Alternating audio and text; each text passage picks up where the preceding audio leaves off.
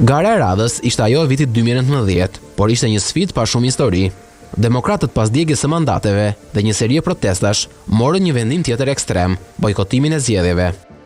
Socialistët në Tiranë dhe mbar Shqipërinë ishin komod për këtë sfidë, duke arritur që të fitonin çdo njësi. Shqipëria u ngjyrosi gjitha roz dhe demokratëve nuk u mbeti gjë tjetër vetëm të pranonin fatin që e kishin shkruar vetë, të mos kishin asnjë bashkinë në kontroll. Ti bëjmë një thirrje kësaj të shkuarës sonë. Në vitin 2023, kur trokitën edhe zgjedhjet e radhës, ishin në kulm të konfliktit të tyre të brendshëm. Partia Demokratike, që mbante në atë kohë vullën dhe logon me drejtuesen Keleda Libeajn në Tiranë, mori një rezultat shumë zhgënjyes. Kandidati Roland Beko mori më pak se 12.000 vota. Ndërsa Belind Këlliçi, i cili garoi në atë kohë si pjesë e koalicionit Bashkë Fitojmë, mori një rezultat shumë herë më të mirë, por Erion Veliaj fitoi sërish me një rezultat të thellë. Unë mendoj që këtu kemi të bëjmë me atë që quhet abuzivizmi dhe korrupsioni zgjedhor. Elementet e korrupsionit zgjedhor, sidomos të korrupsionit elektoral, në mënyrën se si transferohen me mbështetjen e strukturave ekstra politike apo ekstra partijake, nuk e kam fjalën vetëm për patronazhistët, përfshirjen e grupeve të interesit, të oligarkëve etj. Në betejën e jo zyrtare, por në betejën e undergroundit për zgjedhjet, ishin arsye dhe faktor pse e patëm këtë rezultat. Shto dhe faktin që në këtë periudhë ishte shpallur kriza e brendshme e Partisë Demokratike. Pas 2019 krijoi një makineri elektorale nëpërmjet patronazhistëve dhe aplikacioneve që shoqëronin patronazhistët, që të kontrollonte votën pothuajse të çdo qytetari. Dhe nëpërmjet kësaj makinerie e korruptuar e Bashkisë Tiranës në fuqi, arriti të merrte një rezultat të jashtëzakonisht të mirë.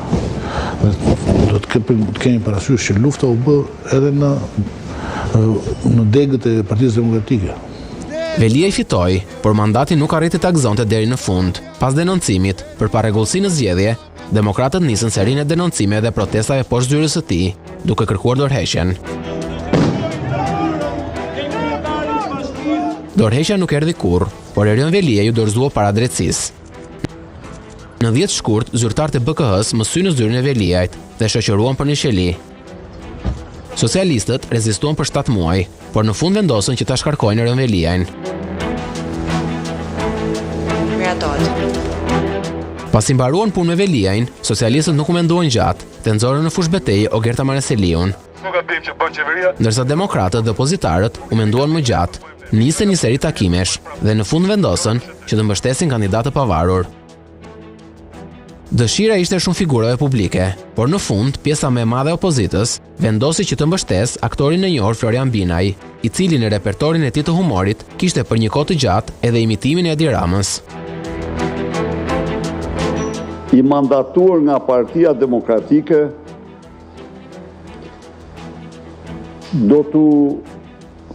do paraqes aleatëve tanë mendimin dhe sugjerimin që të mbështesim së bashku artistin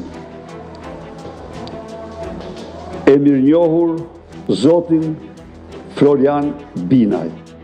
Por a ishte zgjedhja më e mirë apo zgjedhja më e gabuar, dalja me një kandidat i jashtëradhave të partive politike? Kjo është lëvizja më e gabuar.